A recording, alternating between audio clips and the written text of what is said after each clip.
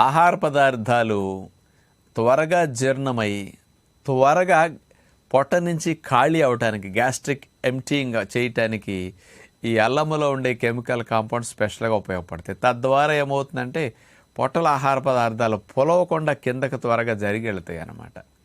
Gastric emptying స్పీడ్గా ఉండటం వల్ల పొట్ట బ్లోటింగ్ రావటం కానీ, భుక్తాయాసం కానీ, త్రేన్పులు కానీ, గ్యాసెస్ ఇట్లాంటివన్నీ బాగా తగ్గుతాయి అన్నమాట.